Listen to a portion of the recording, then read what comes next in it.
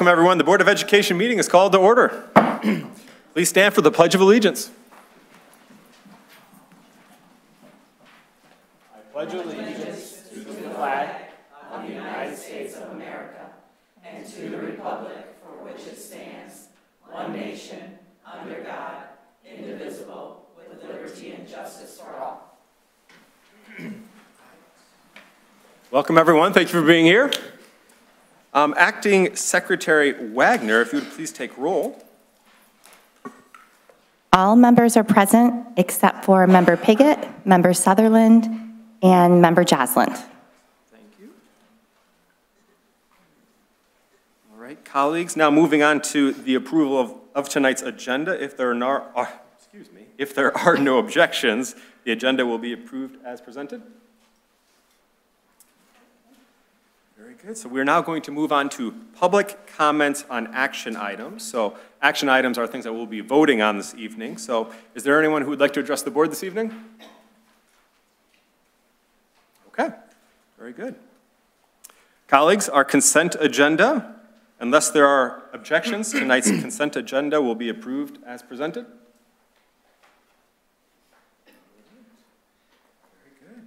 Okay, we are going to turn it over to Mrs. Sartorius for an information item around our wonderful WSD athletics.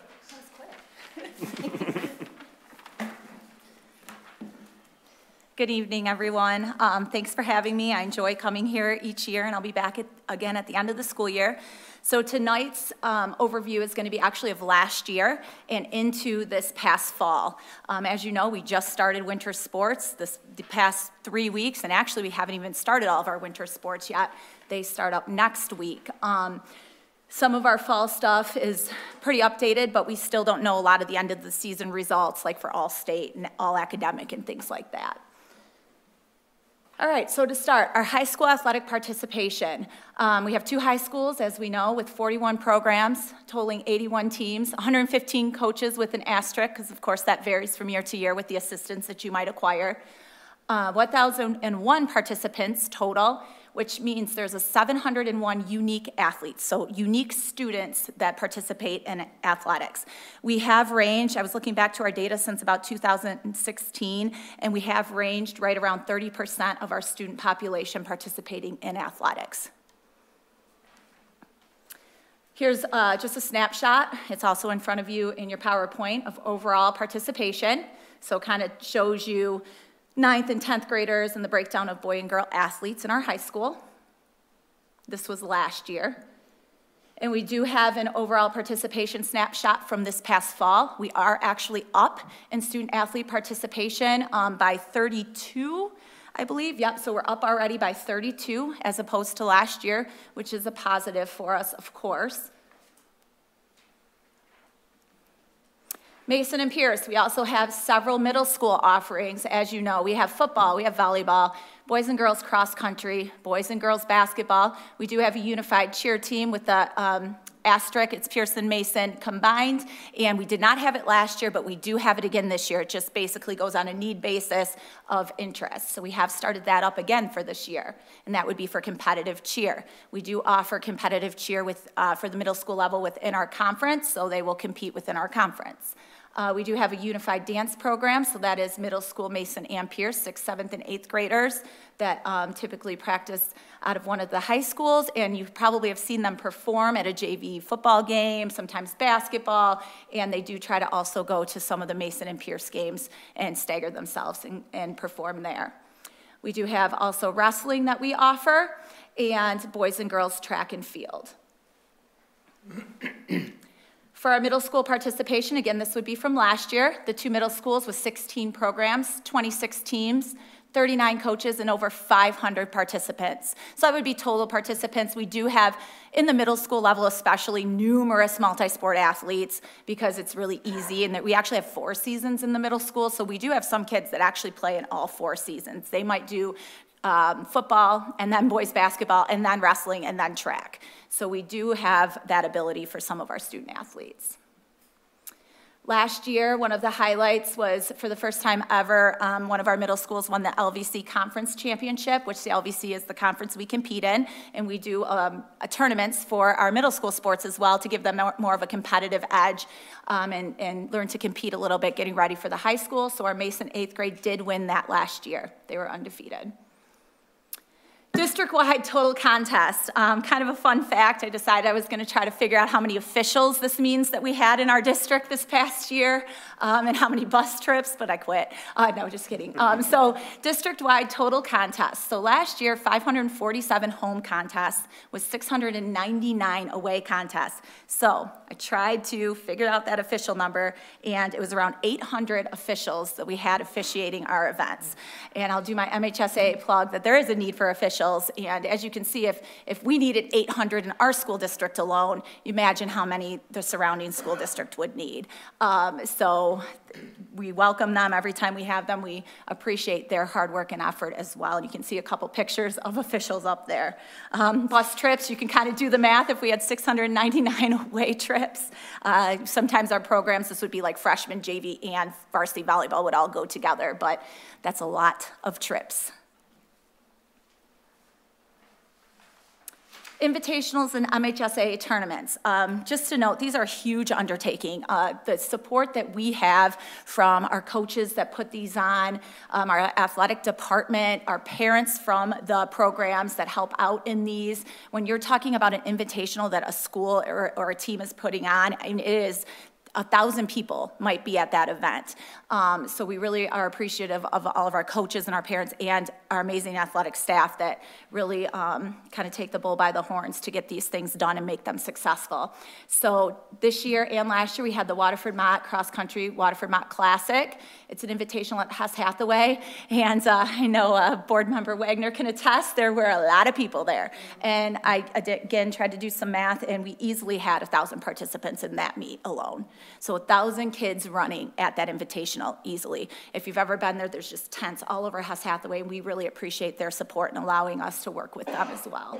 Again, at Hess Hathaway, last year we hosted just one regional with about 30 teams competing, and then this year we hosted 2 regionals with about 50 teams competing. So again, the undertaking of just traffic control itself to get all the cars in and out in an orderly fashion. But it was a really successful event. We did host some middle school or some volleyball tournaments. So we hosted the middle school volleyball tournament last year. We also hosted the 7th grade middle school volleyball tournament this year and the varsity volleyball tournament this year for our conference. We hosted Division II boys soccer districts and regionals at Kettering. Our Kettering boys soccer coaches really were helpful in making sure they had concessions. The one Tuesday was that really, really cold night that it snowed and rained, and there was maybe 10 fans in the stands. But by the time we got to regionals, we were bringing in teams from Goodrich and Hamtramck and everything in between. So we really had a good opportunity to showcase our facility there. And then, as most of you know, we did host the first district the first round of districts, which would be the semifinal game for football at Mott this year. We hosted a golf preseason invite at the Pontiac Country Club. That would be just this year as well. We have helped Clarkston host the boys tennis and girls tennis regionals, and they use our Pierce Kettering courts as one of the sites. They actually run it, but they do use our courts. And then last winter, we did host boys and girls basketball districts, boys at Mott, girls at Kettering, wrestling districts at Kettering last year, and we'll be hosting wrestling districts again at Kettering this year. Our bowling team and our bowling coaches at Kettering actually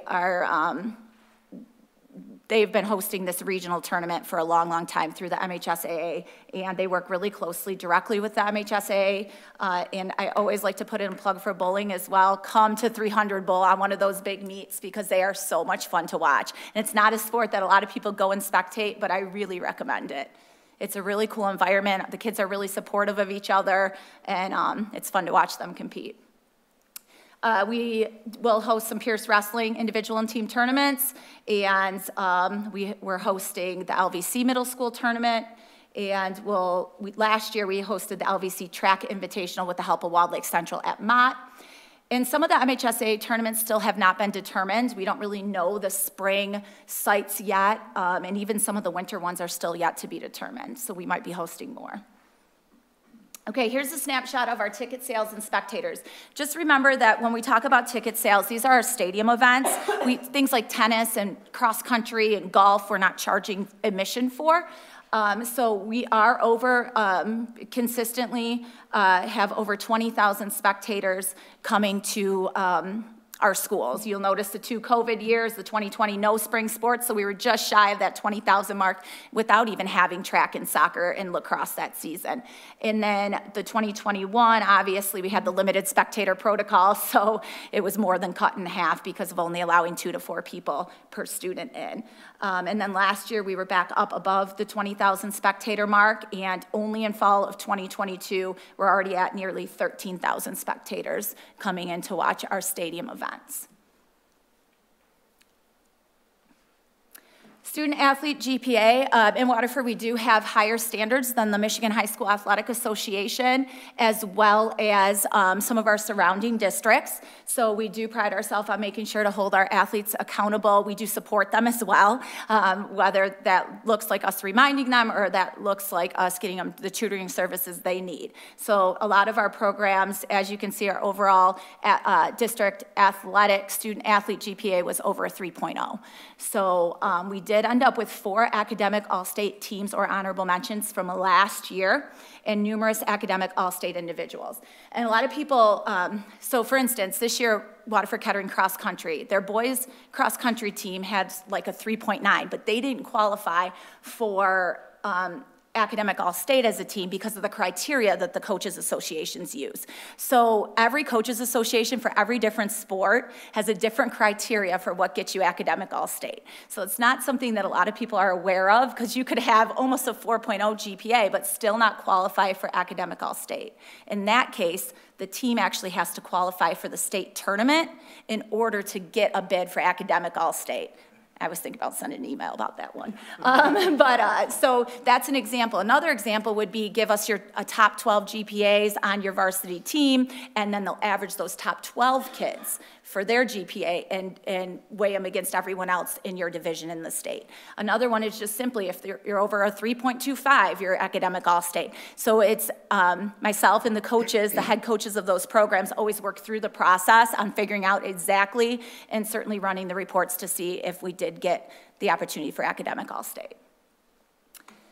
So in this year, as a matter of fact, Kettering boys soccer was academic all-state. The soccer information is already out, so they did win the team academic award for boys soccer.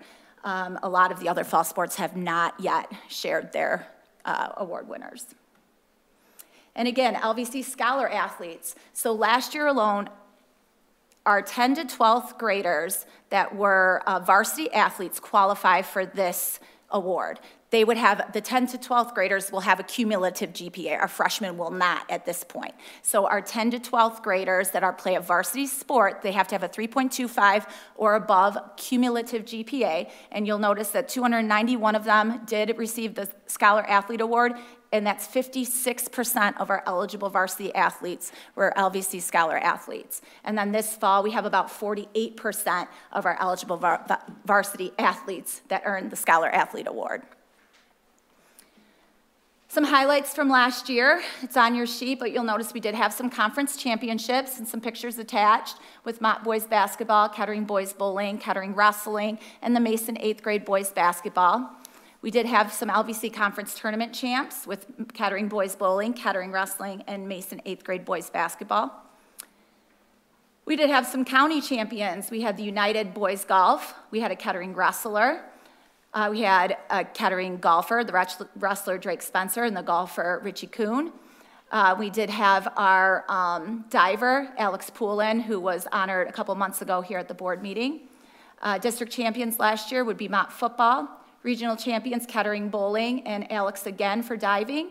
And playoff qualifier this year would be Mott, and they made it along to the second round before getting knocked out. State qualifiers, so this would again be last year, and so we had several kids qualify for states in their individual sports. So we did have Kettering boys bowling team qualify as a team. 6 wrestlers from Kettering. One, you can see Abby up there. She's actually a pole vaulter at Siena Heights now, but she qualified for Mott Track. We have Kettering Boys Bowling 3, Mott Boys Bowling 1, Kettering Girls Bowling 1, United Boys Diving, again, Alex, that would be 1, United Boys Golf, Richie, 1, and then the Kettering Cross Country, which would have been Chloe Wall last year. And we have a picture of Alex again. He was the MHSA state champion for diving last year. And then we do have a couple individual all-state athletes. So individual all-state athletes, you actually go to your sport and you compete. And again, just like we were talking about the academic criteria, the team criteria for all-state is basically judged upon. Your coach will say, hey, I think this kid of ours would be good for putting up for an all-state athlete, and then a panel of people judge whether or not that kid gets all-state for team sports. And that again goes on your coaches association and what their criteria is. So we did have Chloe Wall, Emily Medford, and Shane Gibson, all-state athletes for their individual sport last year.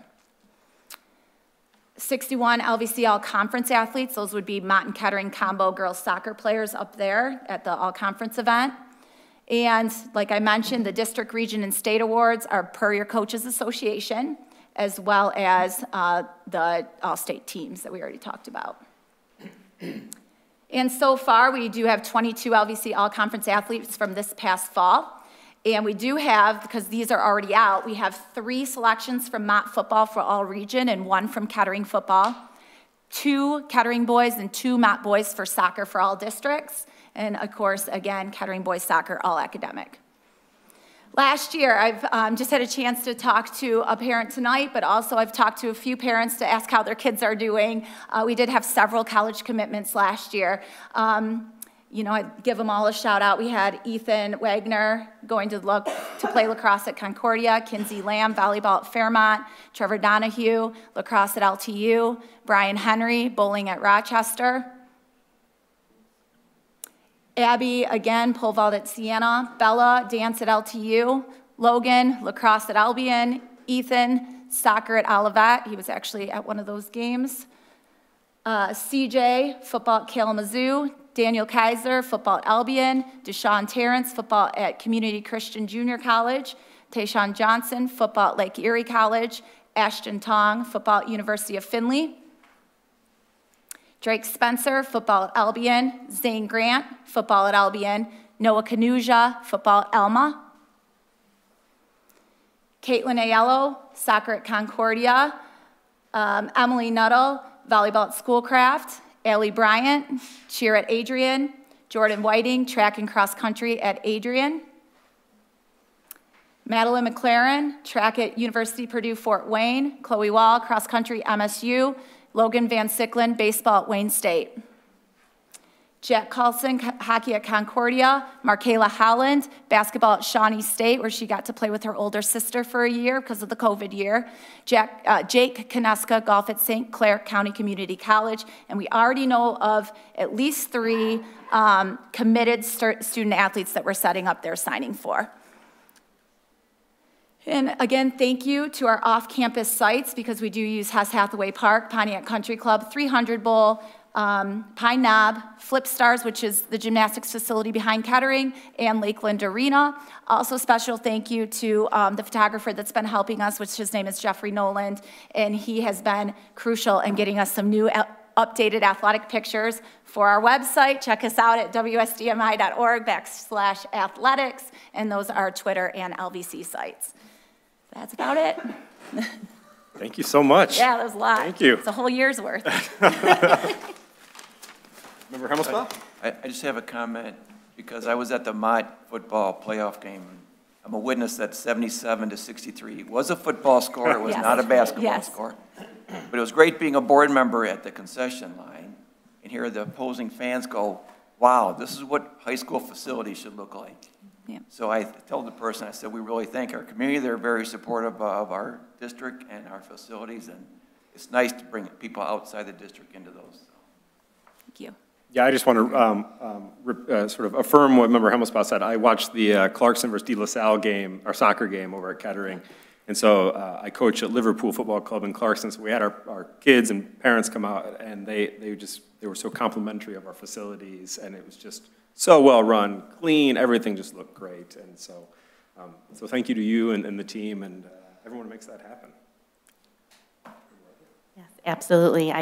I was, again, to piggyback off of both of what they just said, being a parent athlete or a parent of athletes and being in all different facilities, it is amazing how beautiful and wonderful. And we hear all the time, especially our pools, that they are one of the top pools in the state, that our facilities are hands down just wonderful. And I think that's something that we should be very, very proud of.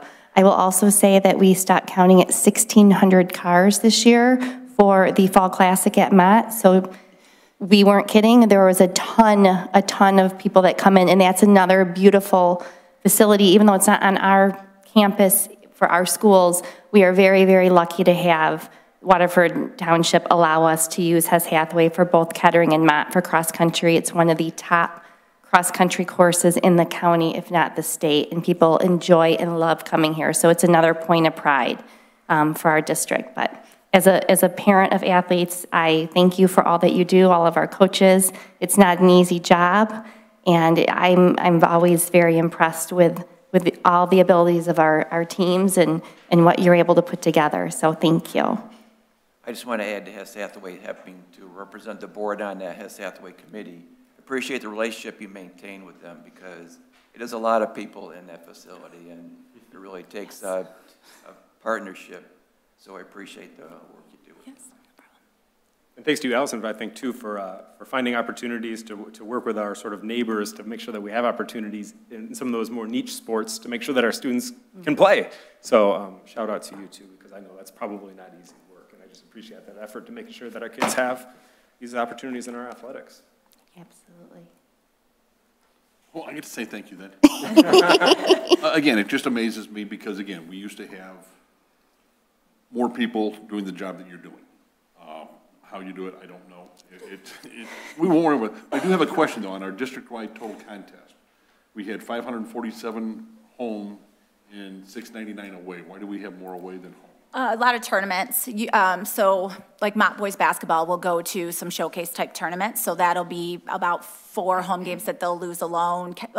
Tournament sports like volleyball and wrestling, like we might host 1, but then for every 1 we host, they're traveling for 6 or 7. So that adds up. And then MHSAA events as well. So some of those events, for the most part, will be away for your districts and regionals. And again, thank you for what you do, how you do it. I don't really care. Just keep doing it. Just fix it. Thank you. Thank you so much. Thank you. Thank you. Thank you. And congrats to Mott football. Yes. Great season. I want to know what they feed in the Mott cafeteria, because they have some serious men on that team. 300.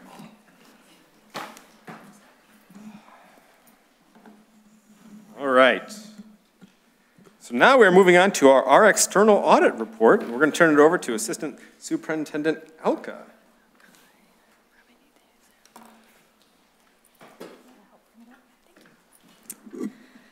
Thank you very much. Tonight, we have Jessica Rolfe. She is a partner with Yo & Yo, and she's been doing our audits for, I think, the 4th year now. And she will present the results of our audit as soon as we get the PowerPoint loaded. Well, good evening. Again, my name's Jessica. I have been with the district for about 4 years now. Tonight, I'm here to go through our results of the June 30th, 2022 audit. You should have this PowerPoint in front of you, as well as all the audit reports and letters and everything else for some light reading later. But the PowerPoint kind of summarizes the highlights from those reports. Our first slide here is our results. So this is what we're hired to do. We're hired to give an opinion on your financial statements. We had an unmodified opinion again this year. That's the highest level of assurance we can provide. That's the best opinion you can get. It means that these financials are appropriately presented within the standards that they're supposed to be, and that we feel they're free of any material misstatements, whether due to fraud or error. The one thing that's going to come across through our presentation a little bit tonight is we implemented a new standard. And it's something we've been talking about for quite a few years, and it kept getting kicked down the road. Well, we finally had to implement it, and it's a lease standard. What it did is, in the past, certain leases went on your books, certain ones did not. This standard said that all your leases need to be assets and liabilities on your books. It also had some rules for if you're leasing stuff to other people. So as a result of that, we'll talk about it when we get to the balance sheet. Some of those numbers are a little higher than last year because of that new implementation. We go to the next slide here. This is your balance sheet. So all the assets, liabilities, and net assets of the school district. We break them out at a fund level, the general fund being your main operational fund. The capital project fund there, we also break out any major funds, which are basically really big funds on their own. And then everything else gets grouped in that non-major category. So the debt funds, the food service funds, some of those smaller special activity funds, all those fall in that third column there. I'm going to focus on the general fund as your main operational account. You'll see total assets were about $32.7 million this year. That was down almost $10 million from last year. Cash was down, which we'll talk a little bit when we get to the income statement as well. Due from other governments was down about $1 million. That fluctuates. It's usually your federal and state receivables. Other assets was up about $4 million, and what that is leases receivable. So you have some cell phone tower leases, and you lease a building, the Lutz building. The cell phone towers are very lengthy leases. Most of them are about 60 years. So calculating that receivable, it's quite big. While it's a big number on your assets, it's also a big number when we get to the next slide on your deferred inflows. So the net effect is really zero, but it grosses up your assets, and I'll show you on the next slide that it grosses up your deferred inflows. The next section there is your liabilities. $12.7 million this year, $22.8 last year. Big change, no state aid note. So in the past, we've usually had to get that state aid note to help with cash flows, usually around $12 million. We didn't need that this year. We had the cash flows we needed, so that was a big decrease in the liabilities compared to last year. Next up here is this deferred inflows section. It's kind of a fancy name for some other liabilities. This is where those leases show up. So I mentioned there was $4 million in assets that's new. There's $4 million in deferred inflows that's new. So the net effect is zero. Receivables, about $4.8 million this year. Last year, only around $400, again, because of those leases receivable. Fund balance there for general fund came in at about $15.3 million. Last year, it was $19.4, so a decrease of around $4 million. We'll talk about that a little bit when we get to the next slide as well with your income and expenses for the year. Statement of revenues, expenses, and changes in fund balance, all your revenues and expenses accumulated for the fiscal year. Revenues at about $103 million. Last year, that was about $106. State revenue was down about $2 million. There was a decrease in membership this year compared to last. I think I have a slide coming up on that as well. Federal revenue was down a little bit. Kind of a whole accumulation of things, different amounts in ESSER. We got a new ECF grant. I'm trying to remember what that stands for. Something connectivity funding. It's from the E-rate. Yes, funding. E-rate. It's a different kind of E-rate funding, and that was $1.5 million. That was new to the districts this year. Also, a ton of child care stabilization money was coming in this year, so that was a bit of an increase. Expenditures was $108 million this year. Last year, around 98.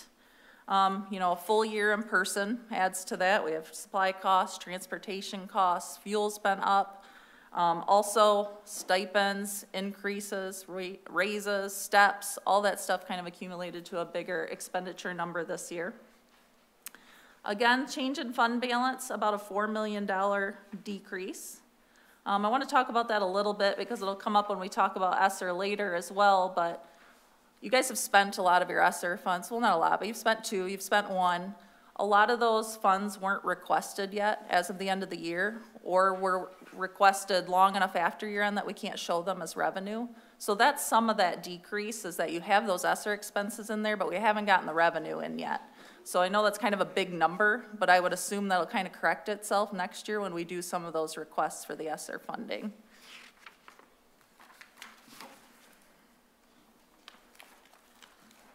Same thing here, so we look at your budget, what your original budget was. You thought you were gonna have a loss of about 3.2 final budget, we thought we were gonna have a gain of about 1.3, and then we ended up with that $4 million loss. And again, my guess is that's a lot of the matching of the expenses and the revenue for ESSER in that final budget, but then we didn't show a lot of that revenue when the actual numbers came in because of the timing. So that's kind of the bigger difference there is related to those ESSER funding. This is just a breakout of your revenue in a little different format. Shows where all your funding sources are. Federal and state, always the largest portion. I always like to know if there's been any significant changes. There haven't. Everything there is within 1% of last year, so consistent funding with the year before. Federal was up a little bit last year, again, kind of relates back to the ESSER things we were just talking about. This shows you the trend as well of your revenue over the last 5 years, so you can get an idea of how that funding's trended. You'll see, you know, times have been good for school districts in terms of all this ESSER funding, so that number has really increased, but I always like to point out, you know, that's one-time funding, so we have to be really careful how we're spending it and the decisions we're making, because we have to sustain that when it's gone. Same thing with expenditures here. We break out by the different types and sources. Salaries and benefits, always the largest expense for a school district. Your percentages, very consistent with my other districts. You know, you usually hover around that 80% mark. Again, all of them within 1% of last year, so very consistent in that regards. Again, the 5-year trend of your expenses, you know, as the revenues have gone out, so have the expenditures. So you're spending those funds you're getting from the feds on the school district and education and things that you need to be. It's not just being used to build fund balance. I mentioned the per pupil analysis. So this looks at your revenues and expenses on a per pupil basis. So obviously the foundation allowance has increased. You'll see for the first time this year, those expenses exceeded the revenues because of that loss we showed, that $4 million loss in the general fund. Here's your enrollment trend analysis. I know I mentioned that was down this year. You can see last year we were at about 8,000. This year, a little closer to 7,000, so a decrease of around 800. So that speaks to some of the state aid decrease you had this year as well. Unassigned fund balance, just a trend as well, so you can see how much that did decrease, that $4 million we've been talking about. But again, I would expect that next year to kind of jump up as we're recording some of those revenues for some of the expenses we've already incurred. This is a slide that everybody always likes to look at and talk about. It's your fund balance as a percentage of expenditures, and MDE looks at this as well. They recommend you be around 15 to 20%. They consider that a healthy fund balance. You'll see you're right kind of in line with that. Most of my districts have been high this year because of the amount of ESSER funding. You know, when times are stronger, you would expect that percentage to be higher. And then when you go through things like COVID and whatnot, you have that backup there to help with things like that. So you can see you were at 12% when that started to hit. So now we get to kind of the results of the audit. So we went through the numbers, so what does all this mean and what kind of findings or issues or anything else did we have? In regards to the financial statements themselves, we had no findings this year. We had no findings related to the financial statements last year either. In terms of the federal awards, so we also do a special audit of all your federal dollars. There's a calculation we go through to determine which programs we have to test and make sure what you're doing is in compliance with what the feds tell you to do. There were 3 programs we tested this year. They were the Child Nutrition Cluster, so your food service program, Emergency Connectivity Funding, that's the one I mentioned earlier, so it's kind of related to the E-rate, and then the Education Stabilization Fund, which is your ESSER funding. So really there was 2 new ones there that we looked at, and then nutrition's always a bigger one, so that gets rotated usually every couple years. We did have no findings related to any of those programs this year, so that's good. Last year, we did have 1 finding in this area, and that was fully resolved this year. It was related to, we weren't really tracking down the private schools properly and asking if they wanted Title I funding, ESSER funding, things like that. So that was resolved this year. The other thing we mentioned is, while we didn't have any findings, we always say, are there any room for improvement, any recommendations or comments we have that didn't warrant a finding, but some areas that we think we need to increase our controls or do some other things with. There were 3 this year that we had recommendations for. I will mention we had 7 last year. All of those were resolved, so these are all new comments. You know, they addressed everything that we had talked about to you all last year. The first one is budget overages. So when we looked at that slide, you could tell there was some significant changes in what that final budget was versus actual, right? So we'd like to tighten up those controls a little bit, that the budget's closer to actual. Also, in total, your expenditures were less than budget, but MDE looks at that by function line. So you guys have different lines for instruction, for support, for all those different levels. And there were some significant overages in a couple of those. So while in total you were under, we want to make sure we're tightening up and looking at those by function level and not having any overages in those areas. MDE will send you a letter usually if you're $1 over in one of those lines. So it's definitely something you want to tighten up and make sure we're always under. I'm going to go to the third one, and I'm going to talk about ESSER last. So food service net cash resources. You're not allowed to have more than 3 months average expenditures in your food service fund balance. I know it's kind of takes a minute to think about, but every one of my districts this year has had this comment. So a whole year of free lunches has really increased that fund balance number to a point that it's above the compliance requirement. So as a result, MDE will automatically flag that it's too high and look for a finding or something in our report. You know, this isn't your fault, so we don't consider it a finding, but we put it in the comment letter to address it when MDE looks. Management has to submit a spend down plan. I know they were preparing it, I think, when I was on site. Yeah, we So it's already completed. Yep, already completed and submitted. So they submit to MDE how they plan to spend that fund balance down and use it. And you can be creative with, you know, lowering lunch prices, different food things. Maybe I had one district that got some sort of food truck. I mean, you can be a little creative, but bringing that fund balance number down. So the third one here is the ESSER monitoring and budgeting. There was a couple concerns I had in the ESSER department. Nothing finding warranted, but definitely some room for improvement. And the reason we pick on this quite a bit is it's a lot of money. I think at some point the feds are going to come knocking, right, in a year or two and start auditing this themselves. So we just want to make sure we're catching these things now and cleaning it up for when that day comes. Couple things, ESSER 2. Management thought we had submitted the budget for ESSER 2 to MDE, and it was not submitted when we followed up. The button didn't get pushed. I wasn't concerned from the point that you wouldn't get the money, because MDE would follow up at some point and say, hey, this one still needs to be submitted. But that was part of the reason why we didn't have that revenue in this year, when I talked about we were missing some of that ESSER revenue to match with expenses. So just making sure that those budgets are getting submitted and approved timely when we're incurring those expenses, doing those cash requests timely to get the funding. One other thing with ESSER was we submit budgets to MDE of how we think we're going to spend these funds. And it's broken out in quite a bit of detail between different functions, programs, and you literally list in there what you're going to spend it on and how much. There were some areas in some of the budgets where we budgeted for $1 because we didn't know yet what we were going to spend in some of these categories. That's not really recommended, and the problem with that is that's all they award you in that category then is $1, and you can amend it down the road, but for tracking budgeting and monitoring, it's not really helpful. So we want to make sure we're doing a better estimate of what those expenditures are going to be and that that's getting submitted to MDE in the budget. If changes come, which they're going to, this is a lot of funding, it's a lot of years, we change our mind, we get different funding, switch what we're going to spend, that's fine. Just make sure we're resubmitting those budgets to MDE early and getting them approved. The only other thing I had in regards to ESSER, kind of related to the budgeting as well, in your internal budget, you budget for your different federal programs. We noticed all the ESSER one was in one account. So for monitoring purposes, I'm not real sure you would know if you overspent in instruction or overspent in support because it's all lumped in one line item.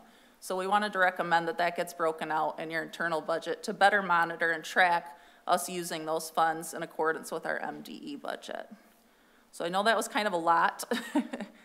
If you have specific questions, please let me know at this time. You know, the audit, we got it done. It was a little bit of a slow start, but I'd say that second week we kind of pulled things together and got everything finished up.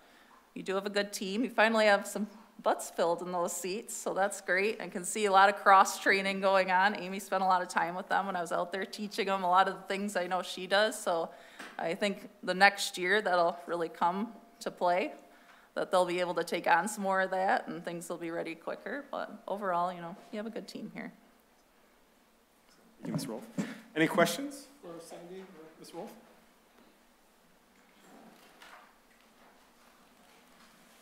Well, so maybe before we let you go, I just want to read it for our listening audience, our sort of audit results, just to commit it to record here. So there is an unmodified opinion, which means there weren't any big findings, and findings are the bad things.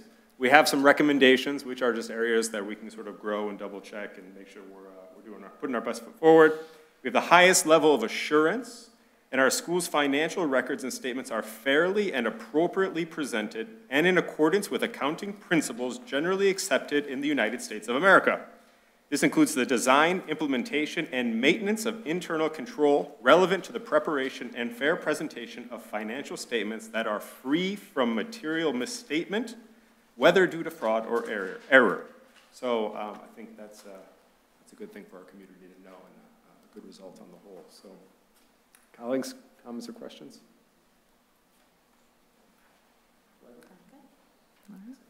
Thank you, Jessica, and thank you, Sandy, and the entire team. Thank you. So we talked about having a presentation with Amy and I to sort of talk about the audit results and to update you on ESSER as well. So you should have a PowerPoint for the next one. So we can put a little bit of the results of what she talked about into context.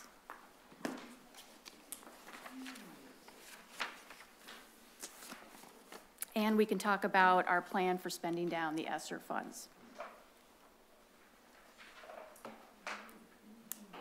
Must be in the PowerPoint.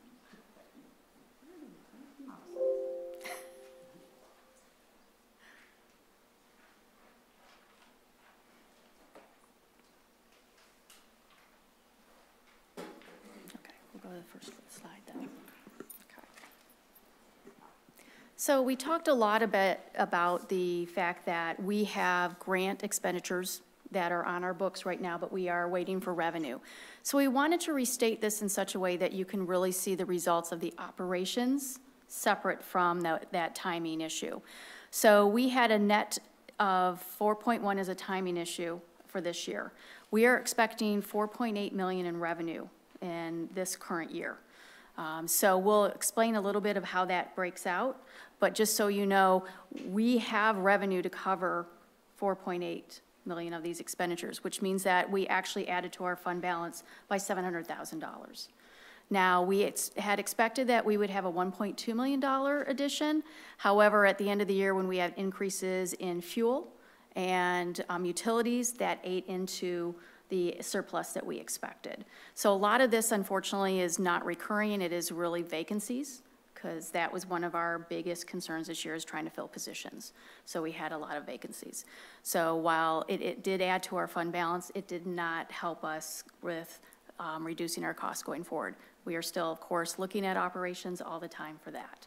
But just so you can understand and put in context what those results mean for 21-22 going forward. And I believe we have 1.5 that's coming in this month. 1.8. 1.8, thank you, that we've already requested. Part of the reason that we have this timing issue is we had a plan, and we still do, for ESSER 2 and ESSER 3 and how we're going to spend it. Amy's going to talk about that. In July and August, we did have some additional grants that came from the county and the state. And the thing we have to remember with grant funds is once you request the funds, you can't unrequest it, which means, for example, the state had a security grant. Part of that grant was very specific for paying off an assessment of security. We did that in March. We spent $40,000 for our security assessment. The state came through and would grant us basically $40,000.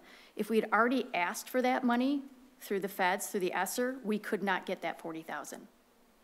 So this is a part of why these grants are very different than our usual grants of IDA and Title I. Those grants we've had for decades. We know what we use them for every year. We know how much we use. We only usually have a small carryover. These grants are one time. We have to be very, very thoughtful on how we're doing it. And as we found out last year, this happened last year. The county gave us money, so we went ahead and reallocated money that we were going to use in ESSER and used it for money that the county covered for us. So once again, we had that opportunity this year. That is going to save us $350,000, which means that we have $350,000 we can spend elsewhere in the ESSER grant. But that's what we're saying is we are not rushing to go ahead and request this money until we know for sure. This is one of those opportunities where we would have done it in July and August, and then these grants came down and we're like, okay, we've got to then reevaluate what we have spent and allocated to see, are we duplicating it? Can we get that money from somewhere else? And we would have lost money for the district. So this way, by being a little bit more cautious, and that fund balance allows us to be a little bit more cautious, we have the opportunity to make sure that we're getting as much for the district as possible. So while it's hard to see a timing difference like this, we know and we wanted you to understand that it really is just a timing difference, and that we are doing this to make sure that we get every advantage that the district can get and get as much funds as possible into the district. So Amy's going to talk about ESSER 2 and ESSER 3 in a little bit more detail about what we've spent and what we're still planning on spending. And just like Jessica said, you know, she pointed out that that this was a timing issue, and that in the next year, right, in 22, 23, you would see that come forward. So that is truly what this is, as you can see here. The next two slides, you will see where that $4.8 million came from. And I just want to point out that, again, these grants are very different than grants that we've had, you know, meaning IDEA title, that we've had for decades. This money spans all different areas of the district. Okay, there are so many different drop downs that you can pick for these grants and for the use of this money.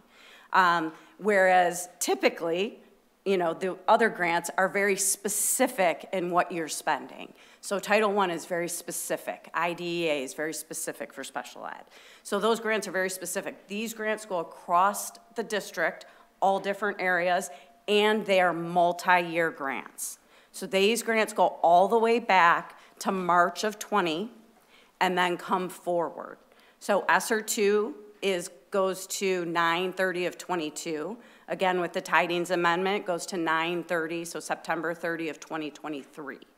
Okay, so that will be the main focus in this year, this current school year of spending for that $4.4 million. And I'm going to move to that slide. So you'll see here, the ESSER 2 grant is $4.4 million. We have encumbered or allocated and spent almost all of that grant, $4.4 million. You'll see expenses through 6/30 of 22 of $3.1 million. And then what is remaining? So we're looking at additional PBL and some into reading and into literature materials. So those are just additional materials that we need by grade.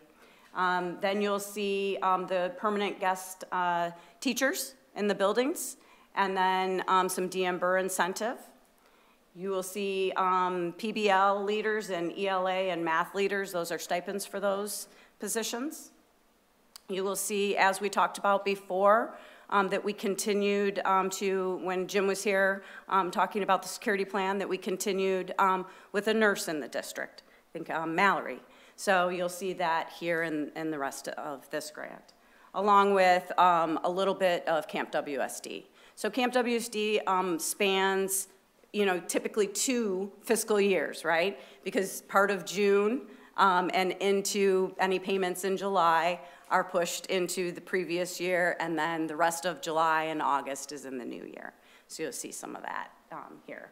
So pretty much all of this grant obviously needs to be spent by September 30, 2023. And what that means by that is it has to be completely committed by 9/30 of 2023.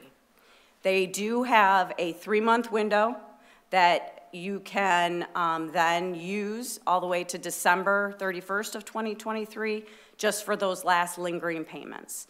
You'll see in the last slide that I have on here, we don't plan to do that for ESSER 2, but just to give you an idea of that you can. The next slide is ESSER 3. ESSER 3, again, like I said, all of these grants go back to March of 2020. You can see here, ESSER 3 is a $10 million grant. Currently, we have spent and encumbered or allocated approximately 8.8. And again, part of the reason for that and now having about $1.1 million here is because we have had to move and shuffle things. So we've moved things when we've spent them to ESSER 2. We have changed where they're being spent here. We have some money that came up because we have used money out of the 97 grants, which are the security grants, and some other grants that we've received from Oakland County, such as the mental health grant. Okay. So approximately 1.7 here, expenses through 6/30 of 22. So you'll see that 3.1 and that 1.7, that's the 4.8 that was on the very beginning of the slide of the revenue that, was the timing issue of requesting that. Okay.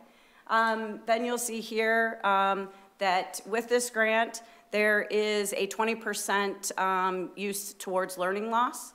So that's approximately $2 million of this grant. We have used more than that of this grant, more than the $2 million. We still have approximately 3.5. Then you'll see elementary and high school science materials, middle school and high school materials, and some AP math, middle and high school math materials, again, also with some AP math. And then some virtual registration for about 1.7. Again, permanent guest teachers in the building. DM Burr incentive, again, the nurse. We plan on having the nurse again for the 23-24 school year. I'm going between a lot of years here. And then you'll see some, obviously, DEI and PBL leaders and some curriculum PD. Again, some safe behavior interventionists.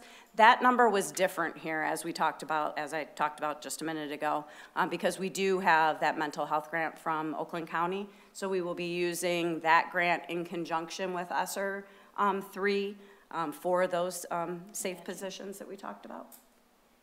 And then just a couple other software, technology type things included.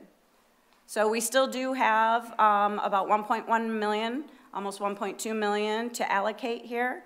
Again, this grant goes through September 30th of 2023. With the Tidings Amendment, this grant goes through September 30th of 2024. The next slide does show you that we will, when we're looking at this, what our goal is and when the commitments need to be made and when all payments need to be completed. So those are those dates when I talked about December 31st. And you'll see there is a difference there between June for 6/30 of 23 and the next year for September 30 of 24. And that has been strategic so that we can use some of those ESSER 3 dollars into the 24-25 school year. And as you can see, we put a note down there at the bottom.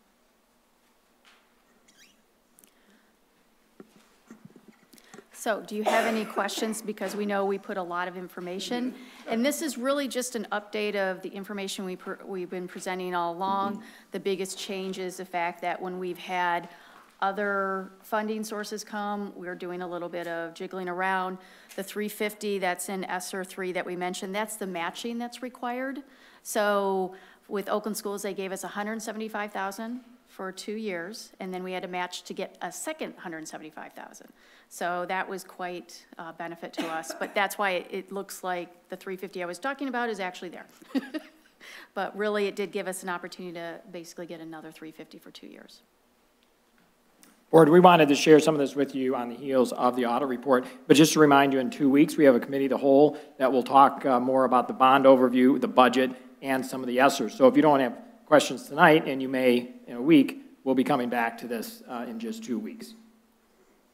But we probably won't be going in as much detail to ESSER, Right. so. Joan will be back, so doing We'll bring it for her. Yes. Thank you. So just to be clear, that $4.1 million looks like a deficit. It's just because we ended up requesting some matching funds a little late in the game. We just haven't received. There's two things. One is, yes, we were planning on doing it within the 60-day period. So 60 days past the end of the fiscal year, anything we request and receive, we can include in that fiscal year.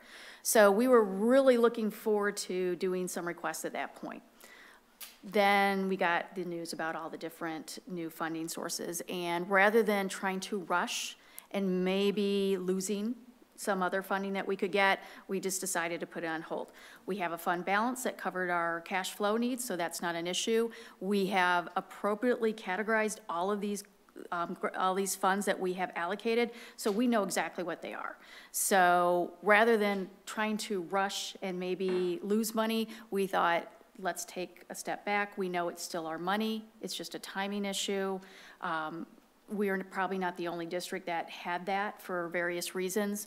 So rather than lose any opportunity, we said, we can explain this, we can see this, we know this. Anytime you want more information, we can certainly show it to you so that you can see it. Like Amy said, that's when we talked about it and said, we're in a really good place to close out the ESSER 2 in 22-23, and that will be our goal. So then what we'll actually have available at that point is just what's left in ESSER 2. But again, we still could have that carryover at the end of ESSER 2 if it appears that we're going to have extra funding opportunities again. So that may be a case. So will it be this high? I can't even say, because obviously ESSER 3 is $10 million. So that's huge. And we do have plans to use for curriculum in the next 2 years. So we will have a little bit of that for the third year as well. Thank you for that explanation. Colleagues, any other questions? And also just too, as a reminder that when Jessica was talking for not this past year, 21-22, but the previous year, 2021, we did spend all 6 ESSER 1 rounds of grants. So whether that be the CRF funds, the GEAR funds, the ESSER funds, and the Oakland County funds.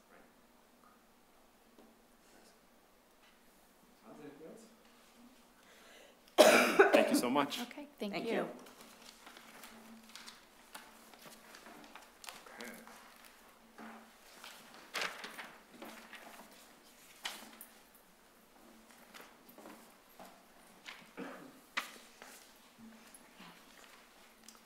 Okay, excellent. Thank you so much. Okay, colleagues, we are now moving on to our information item C, our election results. So the Board of Education is in receipt of the unofficial election results. And on behalf of the Board of Education, I would like to extend our sincere gratitude to the Waterford community for once again supporting our district through the passage of the millage renewal and restoration. The passage of this millage restoration guarantees the district will receive its full foundation allowance from the state of Michigan. And as I know a lot of our community members heard, that would have been a substantial loss had we not passed it. So $12 million or so helps us to ensure that we're continuing all the positive momentum here in Waterford. 2, we'd like to congratulate Member Petrucia on his re-election. Congratulations. As well as Mr. John Torres and Mr. Pat Donahue, who were all 3 of them were all elected to the Board of Education. All 3 will be sworn in officially at the January 19th organizational meeting to be held here at Town Hall. So congratulations. And again, thank you to our wonderful Waterford community. All right, colleagues, information item D, our accessory package for truck purchase. We're going to welcome back up Assistant Superintendent.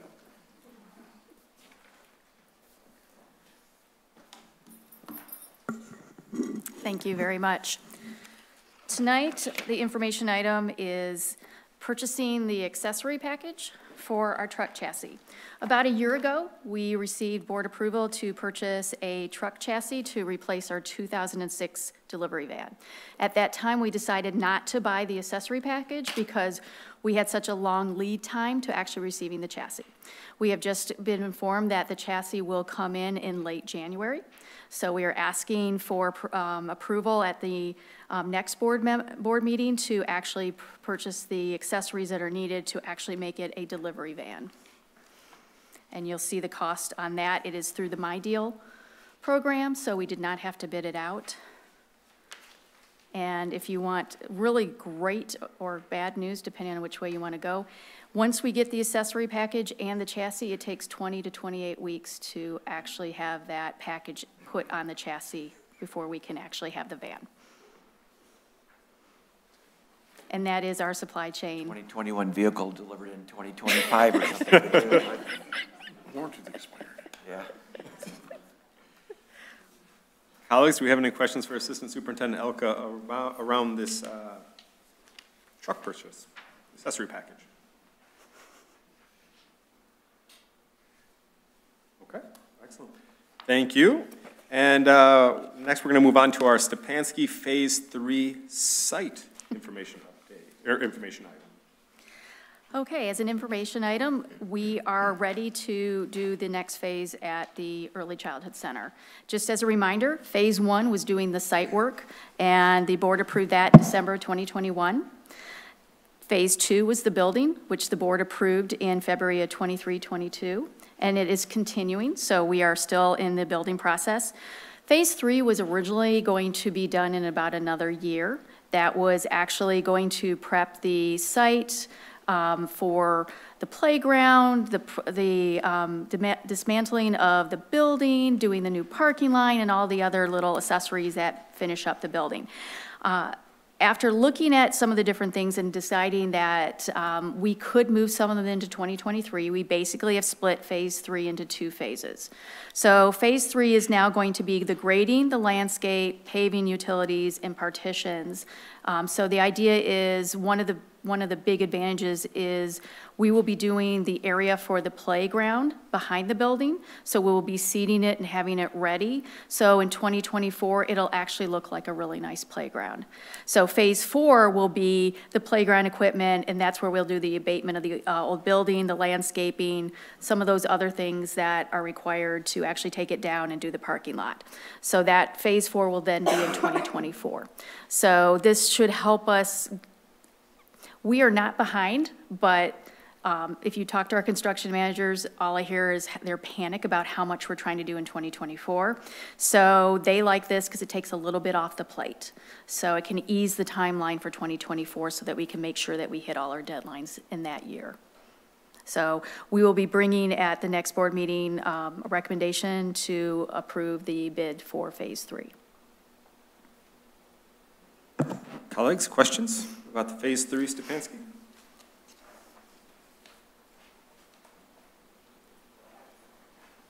They're flying over there. It looks great. They are. Just so you know, we do have the topping event that will come up. I've been told that it'll be on the 2nd of December, which is a Friday. Megan will be communicated with so that we all have the opportunity to sign the beam before they put it in place. So I'll let Megan handle that when she gets back from her vacation, but just so you can keep that on that. So that is an important part of it. It finishes the roof structure for the scaffolding, and then we're going to be enclosed really quickly after that. And that's great. That puts us on time. We want to have all winter to be able to work on the interior, so this keeps us in our timelines. December 2nd. Okay, thank you so much. All right. Now we're moving on to information item F, sale of bonds, 2020 bonds, Series 2. Okay, for funding all of the wonderful projects that we're doing, the taxpayers in August 22, of course, approved our bond of $150 million. At that time, we had it set in 3 series, and that would match what we'd be able to do and how we plan to do our projects. So we sold the first series of $35 million in April of last year. So we are going to bring at the December 15th meeting a resolution to do the second series, which is for 70 million. And that is a lot, but that is half to the building. If we remember, we approved 20 million for the building of Stepanski. Not all of that was coming out of Series 1. A lot of that was coming out of Series 2. So that is what we're looking for right now. And we're going to be talking more about this at our December Committee of the Whole meeting, right? Okay. Colleagues, questions, comments? Okay. Excellent. Thank you so much, Assistant Superintendent Elka. All right.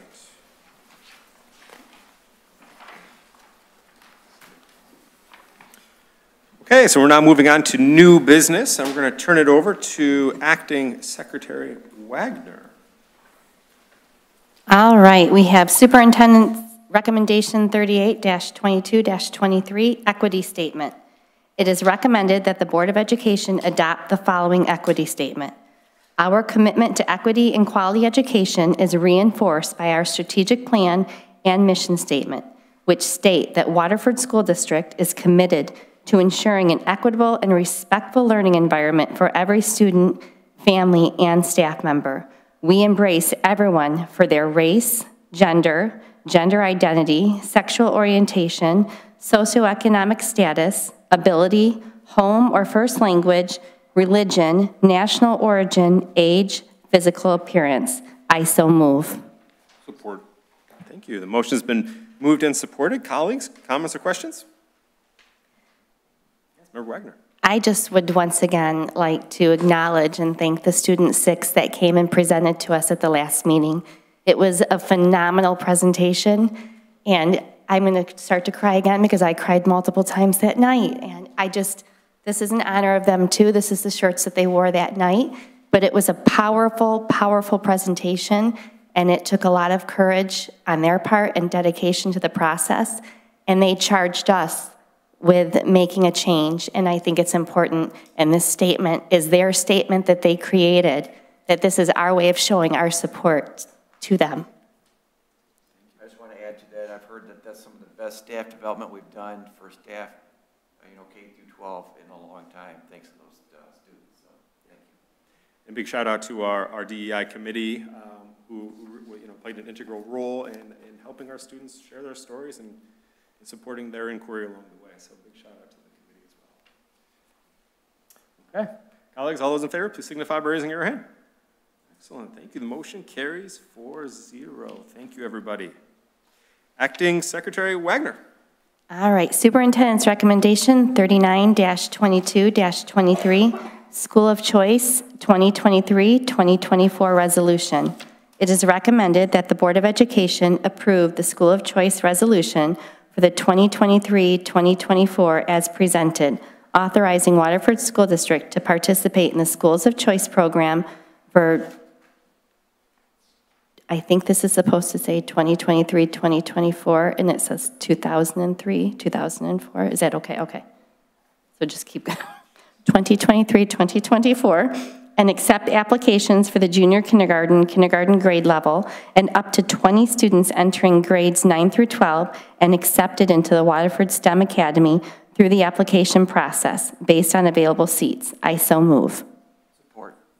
Thank you. The motion has been moved and supported. Comments or questions, colleagues? A lot of people presume that we are a school of choice. That, if you don't live here, you can come here. But that's not true. You have to be a Waterford resident to go to school here unless you start in kindergarten. So just to, clear that up, not that anyone pays attention, but I'll make the statement. Excellent. Thank you. All those in favor, please signify by raising your hand. Thank you. Motion carries 4-0. Okay, we're now going to move over to consideration of certain purchases, and we're turning it over to Acting Treasurer Patricia. I never thought I'd have to read things again. Recommendation 40-22-23 relative to Kettering site improvements. As part of the board approved by the voters on August 4th, 2020, site work at various buildings was included. At Kettering High School, The district is repaving the main parking lot areas, redesigning the student drop-off area, creating visitor parking within the drop-off area, and creating a safer bus drop-off area by adding a sidewalk that will break up the parking lot. These changes are being made to add safety of the students and staff using the parking lots. The administration recommends awarding to MHM Construction LLC the electrical work in the amount of $347,317.03, and to Asphalt Specialists, Inc., in the site work in the amount of $3,440,000 for a total award of $3,787,317.03. I so move. Support. Thank you. The motion has been moved and supported. Colleagues, do we have comments or questions? Have we used these? Again, that's a lot of, and again, I was going to call and check on the plan because we used to have a sidewalk that divided the two parking lots up. Do you have a picture of it? Yeah, I'll send you a picture. So Okay. basically, where the students normally park and where the staff normally parks, Yep. we're actually going to create a Two sidewalk parking that, lots? yeah. Like we used to have? I Okay. I can't speak to that, but, yeah, so we're breaking it back up into two, because I'm sure you've seen this too, people will cut across, they'll really have a high speed. We know that's dangerous for our students that are even walking out to their cars. So by splitting it back up, putting that sidewalk there, we'll have the bus loop there as well, and it'll keep the students safe when they're coming there. Now, what about, now, also redesigning, is that up by the front part of the building then, where we have the little loop we're doing? Yes, we're redesigning it again. That I'm aware that we redesigned that again. Just like it was? Okay. I don't know if it was exactly how it was, but we did have the principals and the APs as part of the whole process when we talked about the best way to do this. So we believe we did come up with a really good way to have the parents come in, have parking, and have a little bit easier flow for the process.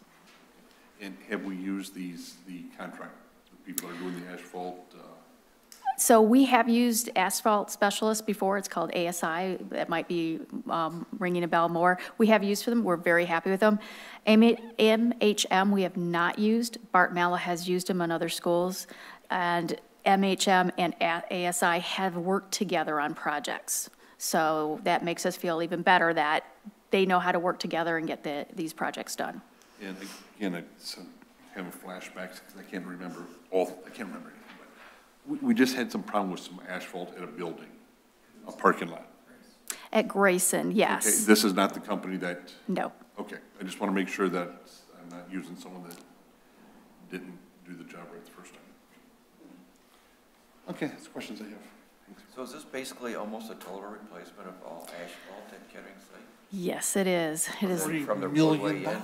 Yes, from Kettering, the Kettering Drive, the whole parking lot, and whether you want to call it the North Drive or the Ring Road on the back as well. That has been steadily destroyed by buses using it, so we are designing it so that even if a bus goes on the edge, it will not destroy the asphalt that's back there, so. And one thing that I realized I did not include in here, all the lighting is going to be redone for the parking lot with LED lighting. Isn't it just screwing in a bulb? No, unfortunately, those bulbs now cost $100, and you have to have a crane or a cherry picker to replace them, so yes.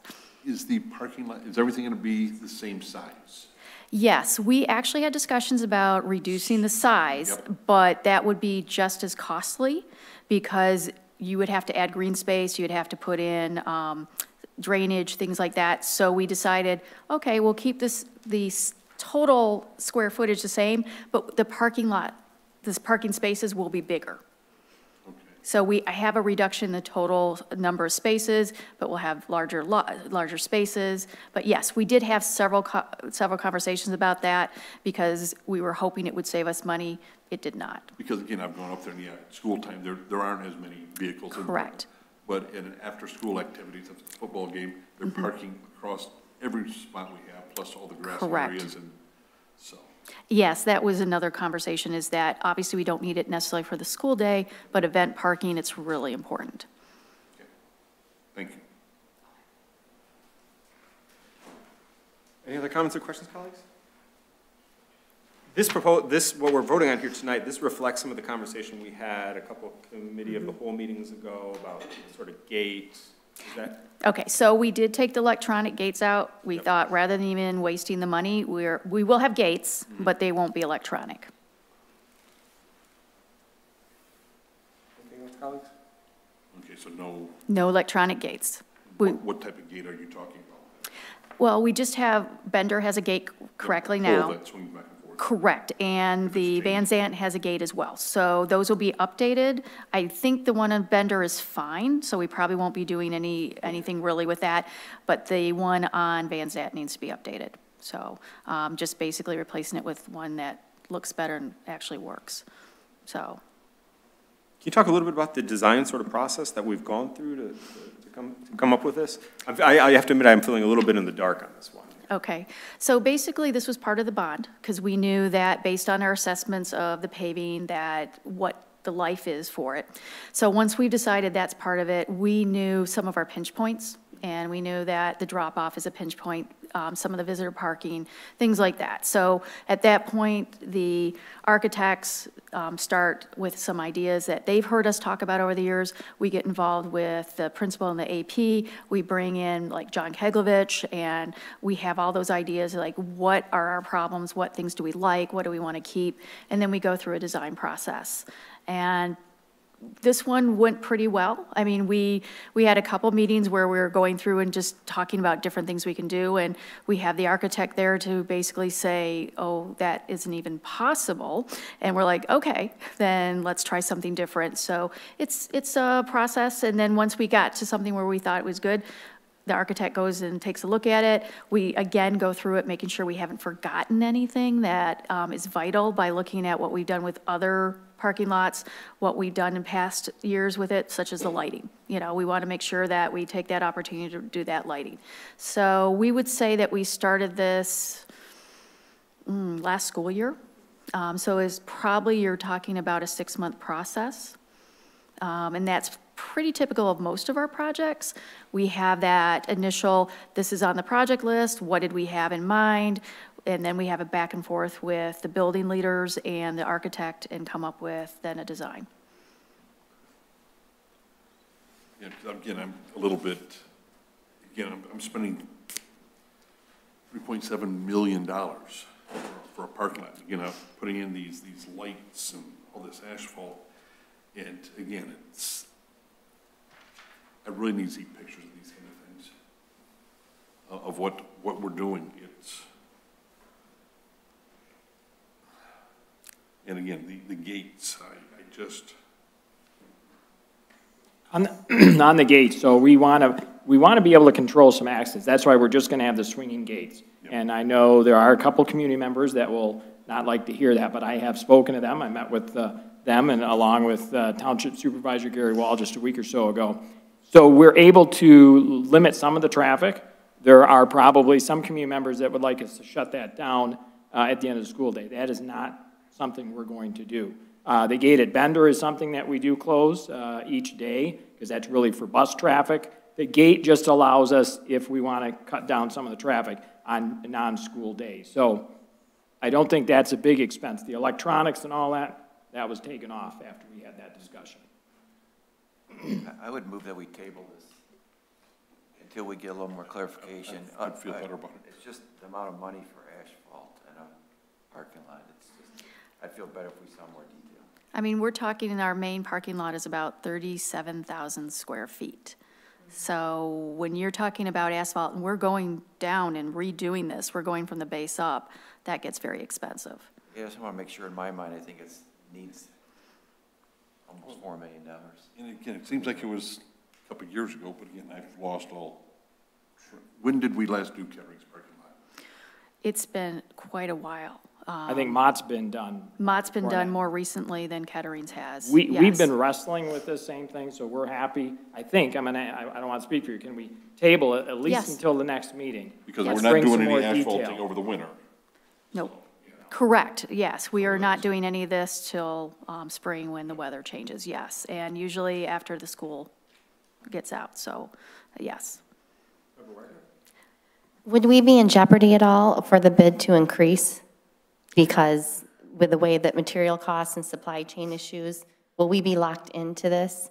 If we wait and to get more information, are we potentially risking an increase in the bid?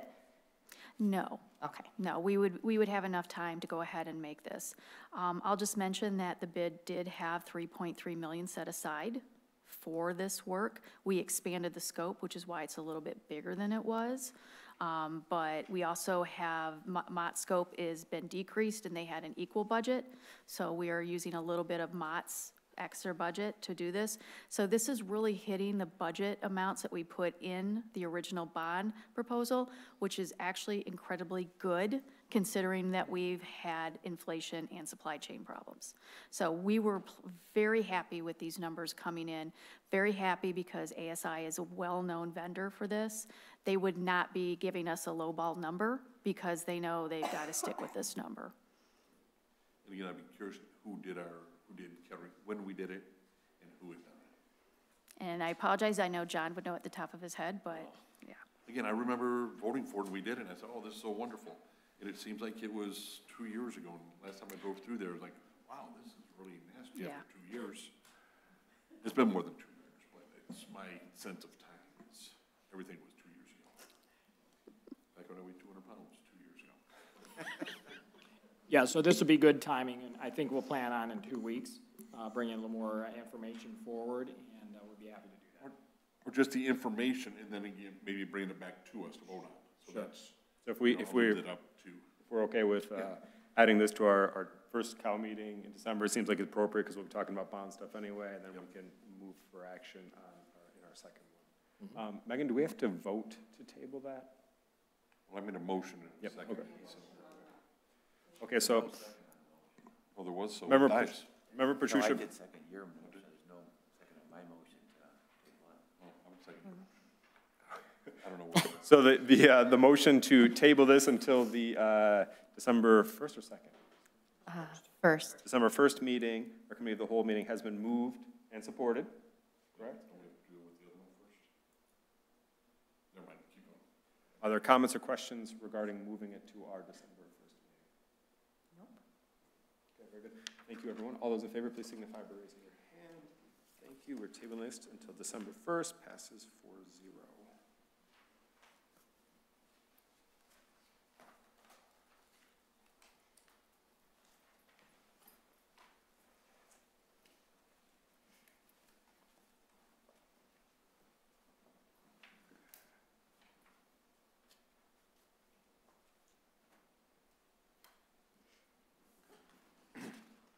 Thank you, Sandy. Thank you, colleagues.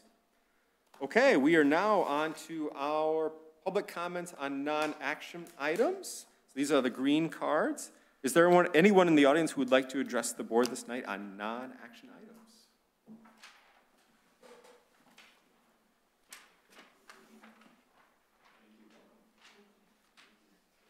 Okay. Mr. Bailey, Ms. Bailey. So please, we read this to everyone. Please be reminded that comments are limited to 3 minutes in duration. Members of the public are invited to share comments. However, for time constraint in our board operating procedures, this is not intended for a time of question and answers. Lastly, participants may speak only once on the same topic and are, of course, asked to please avoid statements that are personally directed, abusive, or obscene. So, Ms. Bailey, welcome. Thank you. Thank you for the opportunity to speak. And my name is Crystal Bailey. I am a resident of Oakland County. My daughter is a new student to the district through Children's Village. And I've been in limited communication with Ms. Barrett, who is the principal there. And I've just been trying to receive her test scores as well as the annual education report. She did send me the annual education report, but the links on the education report didn't work. The annual education report didn't work. I did get her KTEA scores as well as her, which are the Kaufman tests of education achievement, and the WRAT scores, which are the wide range achievement test scores. And my daughter is excelling above the 12th grade level. She was a student for Detroit Country Day, and she was an all-A student there as well. So I'm worried about her academic success while at Children's Village. I've been trying to see if there's programs that's offered. I know that in my due diligence, I'm trying to find what programs are offered for her. I did scroll onto the website and I found that the district has Dale Carnegie Teacher's Pet, Detroit Zoology Gardening Center. However, there was nothing like a dual enrollment for her. She was on excelling to graduating with an associate's degree, and I want to know like what programs are offered for Waterford School District that she could benefit from that. And sitting here looking at the presentations with the Excerpt 2 and Excerpt 3, I see that there's $1.2 million that needs to be allocated, so that would be a good idea for those Excerpt dollars. It's just been very, very challenging. There's no newsletter for me to get about what's happening with her at Children's Village. I do understand it is a restricted school, so they try to keep things personal, but I'm her mom. I'm just trying to figure out, and not just her mom, but I'm a very involved parent, and always has been. So her education means a lot to me, hence the money that I spent for private schooling. So I felt the need to come to the school board meeting to find out about the district in totality, along with the extra programs that are offered. And there's been a learning loss across the nation for the students from COVID-19. And although her test scores don't show that she's been affected, I know she has. And I just want to stay above the curve to making sure she's processing or like she should be academically. Ms. Barrett, the principal over there, I've been trying to set up a meeting with her. She's been unavailable to set up a meeting. She wants to meet they have a school board, they have a parent-teacher conference the same day as visiting, and I won't be able to meet that day, and it's a conflict. How do you expect to have a nice turnout? So just... Well, appreciate your comments. We're about to wrap up our meeting in just a few minutes. If you want to stick around just a few minutes, I'm sure you have a lot of people here who'd probably love to touch base. So if you can just hang around a few minutes, appreciate your comments, appreciate you being here. So if you could just wait a couple more minutes, I'm sure there'll be some people here. Awesome. Thank you so much for the opportunity to speak. Thank you. Okay. Thank you, Ms. Bailey. So colleagues, we're now going to move on to our Board of Education report. So colleagues, what's going on out there in the world? Member Hemmelsbaugh. Well, it's snowing, it's cold, it's Christmas time, it's time for a high school talent. Certainly the Kettering Collage, December 1st, 2nd, 3rd, the Mott Holiday Showcase, did I say March? You said December. December 14th and 15th. It's amazing talent from our students, and it's always a great way to get inspired these days. Thank you. Other board reports, colleagues? Let's go Member ahead. Katusha, then Member Wagner. I was just going to mention basketball season. Out of the sports that my sons played, we did the football, lacrosse, baseball, basketball. I enjoyed basketball best. It never rained or snowed on me at a basketball game. You can recognize each kid. It's, you know, you can watch basketball. Are they setting a pick? Or you don't have to watch the ball to watch the game. It's exciting. And again, to watch the high school kids is a lot of fun. The effort that they give, again, it goes quickly. It's you know, Tuesdays, Fridays still. We have it on our calendar, I think, on the district website of, you know, where the games are and stuff like that. So if you get a chance on a, you know, Tuesday, Friday night, that's for the boys. The girls are also playing. Correct. You know, and again, it doesn't snow there. You know, so it's a lot of fun. So, you know, watch some basketball. Member Wagner? And just to add to what Member Himmelsbaugh said, we also have Pierce and Mason will have their holiday concerts as well. I know Pierce is on December 13th. I'm not quite sure when Mason's is. And I believe the Seussical musical is also this weekend. Is it actually tonight? It's tonight, I believe, and tomorrow. So that's at Mason Middle School. So I hear that that's a phenomenal show if you get a chance to see that as well. Really quick too, colleagues, you should know I've been checking every day on the Knudsen paving project. Looks great. I think they finished up today. Looks great. Glad they got it in before it really gets cold. Want a big shout out to our safety team and all of our elementary schools involved in the spelling bee. I know we're crowning our building champs right now, and I'm going to be intimately involved because one young man named Oliver Ristich won Knudsen. Go Foxes. That's a sticky subject there, Mr. Hemmelsbaugh. Appreciate we leave that one alone. Yeah. Sign up to be an official for MHSAA.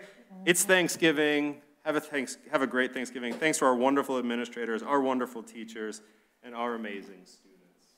So, up to you, Superintendent Lindbergh. Well, I'll close it out. Very thankful this Thanksgiving season. Thank you to our community who supported our renewal and restoration millage.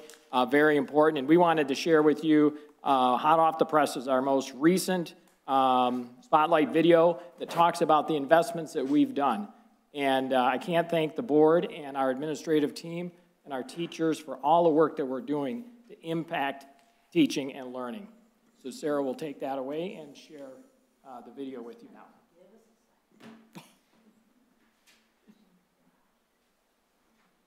Couldn't just look out the little window and...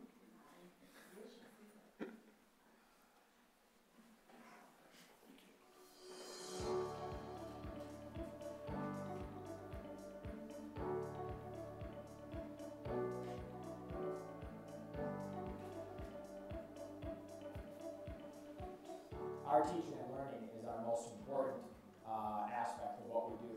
So when you talk about investing over $3 million, that's important because we want to make sure that we are aligned across all of our schools, across the district, and so we can have common planning, common discussions about what's working in the classroom, what we need to improve, what we need to do more of, what we need to do less of, and it also gives the teachers the tools and the materials that they need to teach all of our kids, no matter what level they are at. We're fortunate in Waterford that we have had the opportunity to purchase materials for our curriculum. We've done a lot of work and focused on English language arts and math, K-12. We've recently purchased a new math program for the elementary schools called Envision, and it's doing very well. We're seeing growth in our students, and are very excited about that. We've also purchased interreading for our elementary classrooms, and that has really helped us focus on foundational skills.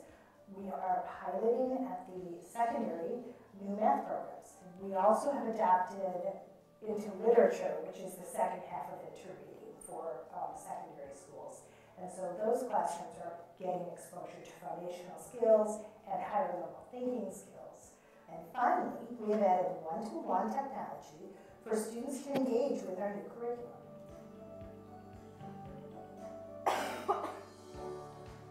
The new curriculum is amazing. I love that it comes with all of the components for literacy. It really gives us that balanced literacy. It has the phonics, the foundational skills, the comprehension. It gives us materials for small groups and guided groups. It gives us the books for the students to find the examples of whatever we're learning for the day. So it really helps us in the classroom have everything we need and help the students to really find and pinpoint that lesson for the day. My favorite part of the curriculum thus far is the conversation students are having. We've been able to dig deep into the literature and really talk about books, and I think what's wonderful about that is the engaging conversations, and we're teaching kids, it's more of a learning experience versus learning memorization, and they're kind of experiencing and engaging together and talking, and I think that's what we need for future students to be successful. The one-to-one devices have really opened up the scope of what we can do with our lessons and what digital or multi-literacies we can teach to our students. And specifically for me as a resource room teacher, it's given me the ability to kind of give them access to their accommodations and modifications of curriculum that weren't accessible before. So they're able to develop some of those 24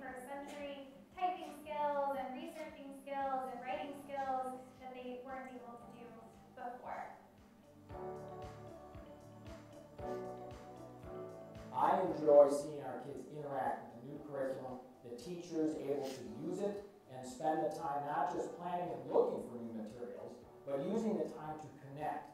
I always think about the 3 R's: relationships, relevance, and rigor. So if the teachers have time to build the relationships, make the connections to what's going on in the kids' lives, the rigor will be there. And that's why we have to have the investment in curriculum ongoing throughout the years.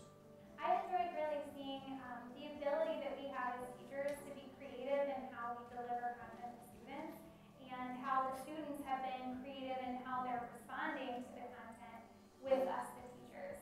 Our students are really gaining these proficiencies in digital literacy and researching and writing, especially with programs like Writable, where they can have the self-check and the revision tools to access their accommodations and to really support their individual needs.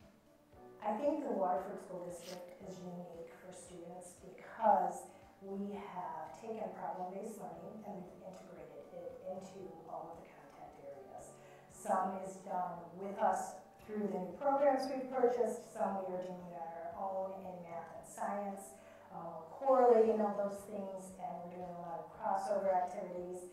So you can't really do science without ELA and math, and you can't really do social studies without ELA. And they all work together to develop and solve problems that are real world based, so that students are prepared to go out into the world and tackle issues that come up and problems that they have. So not just on a daily basis, but on a bigger scale as well. Thank you again to Sarah and Jane, to Kelly. Thank you to everyone who has made this possible. Yet another example why the future is indeed bright in the Waterford School District. Thank you, Sarah. That was great. Okay. Colleagues, by roll call vote, the board will recess to close session for the purpose of conducting the evaluation of the superintendent. Acting Secretary Wagner, if you would, please take roll call vote. Member Petrucia? I guess so. Member Himpelspa? Yes. Member Ristich? Yes. And I'm a yes, Member Wagner. Thank you, everyone, for being here. Have a great Thanksgiving. Colleagues, let's take 5 minutes.